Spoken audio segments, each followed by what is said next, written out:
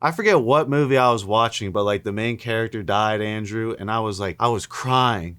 I was like so into it. I was so I like felt like a woman. Like the way I describe Clomiphene is a period in a bottle.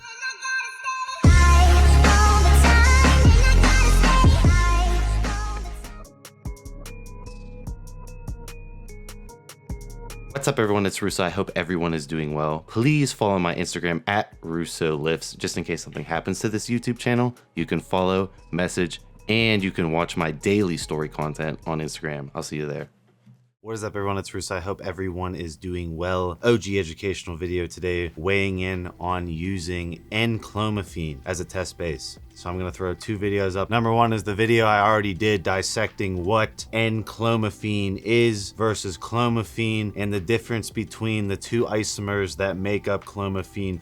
Clomiphene, which we don't want, the estrogenic mood, shitty side effects, and then Enclomifene. I can't remember the percentages off the top of my head. I think it's like 30-60, being 30% Clomiphene, 60% Enclomifene. Don't quote me on that. Basically, Enclomifene is isolating Clomiphene down to basically Enclomifene is isolating Clomiphene, basically getting rid of the Clomiphene isomer, which is associated with all the bad side effects, and then going with Enclomifene. So specializing it down right off the bat, right? If you go in my pinned comments below to my source list, Clomiphene is on the market rampant. Enclomifene has just entered the market. Sourcing Enclomifene, actual legitimate Enclomifene, might be more difficult than you think, meaning that even the Enclomifene on the market might just be marked up Clomiphene. I've taken multiple brands of Enclomifene and I still got the emotional side effects. I'm not gonna lie. I did dose it lower than Clomiphene. I've done some pretty extreme dosages with Clomiphene, especially in my PCT setups, post-cycle therapy setups, where I was trying to get completely off, doing extremely suppressive SARMS cycles. In my earlier days, I would get completely off, take a break, and recover my levels to around 600. Nowadays, I just cruise, and I don't really use Clomiphene or Enclomifene that much. I use HCG monotherapy, or more preferably HMG monotherapy. But everyone's like, Russo, I see on Reddit, everyone's using Enclomifene as a testosterone base, and I'll have Andrew throw up the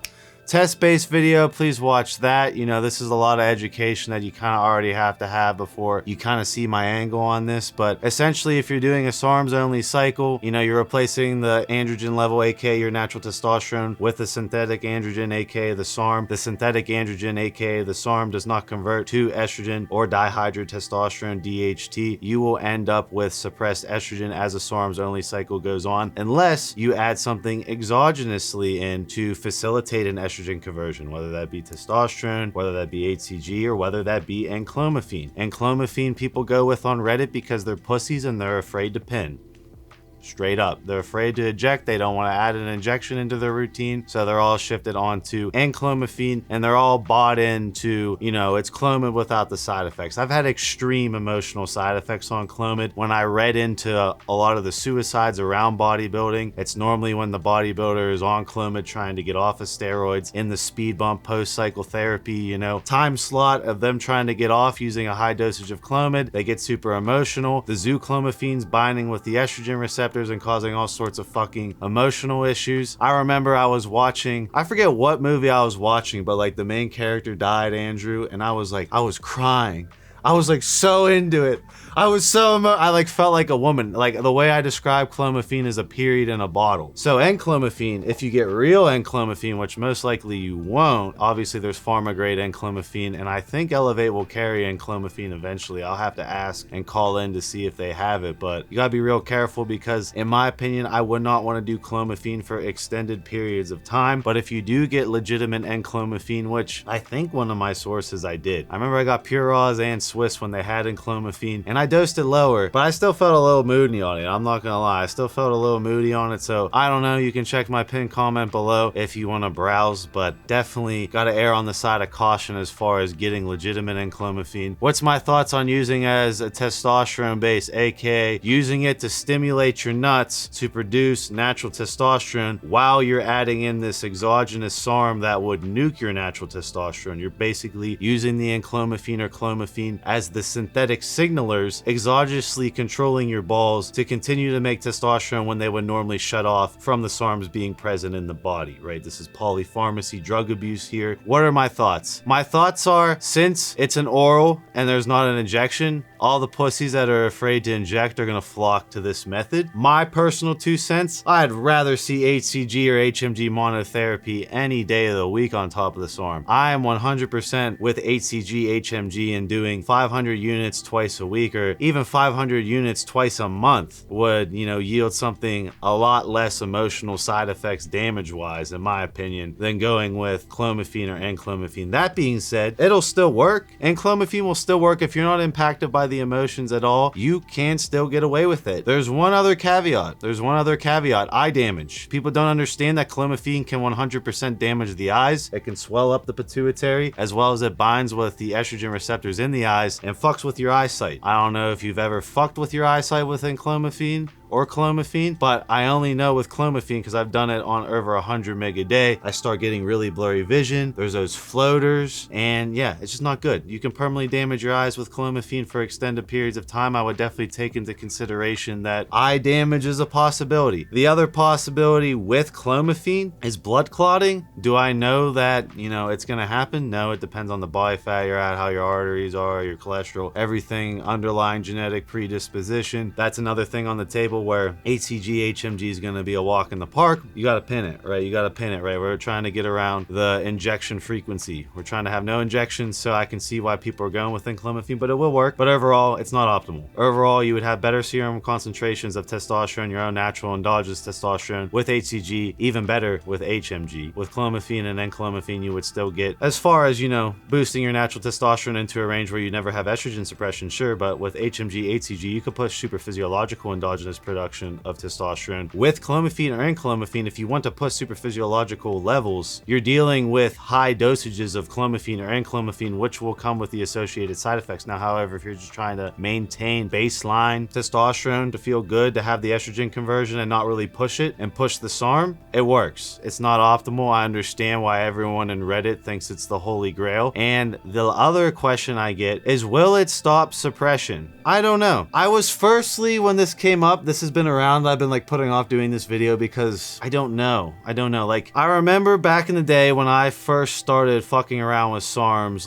everyone's like, oh, you just take natural test boosters on cycle and you keep your balls alive and you'll have no suppression after, no shutdown. Yeah, RAD 140, you do a high enough dosage of that and then you try and add a natural testosterone booster while you're doing that, you're not making no estrogen, you're not making no endogenous testosterone production, straight up, right? You're gonna have a hard PCT after to turn the HPTA back on. That being said, if you titrate it up and down and Clomiphene, and maintain the signaling to the balls and then titrate it down after you stop the SARM, it'd probably be an easier post-cycle recovery. I can kind of see that theory being reality. I would need to personally see a couple people's blood works who's pulling it off, but I would say it would definitely make doing a PCT post-cycle, it's a speed bump, right? It's a speed bump. You're still trying to get that connection to the pituitary, the brain, back to the gonads, the balls, and sometimes that takes a while to turn on. Sometimes that doesn't even turn on at all, depending on the damage and the genetic predisposition and how people react. And other people, it just turns on instantly, or it might not even turn off at all, right? Everyone's a different scenario, but overall, I think there is some truth to be told about, making suppression less of an issue when you're taking the SARM dosage out of the equation at the end of the cycle and you're titrating down the Enclomifene. It probably would make for an easier speed bump as far as restarting the HPTA, recovering your numbers to baseline, and slowly dissipating the super long half-life SERM, aka Clomiphene or Enclomifene, out of your body. I feel like a lot of people don't realize that one dose of Enclomifene or Clomiphene, I don't know the half-life of Enclomifene, I guess I should Google that, but one dose of Clomiphene, the half-life of Clomid is a week.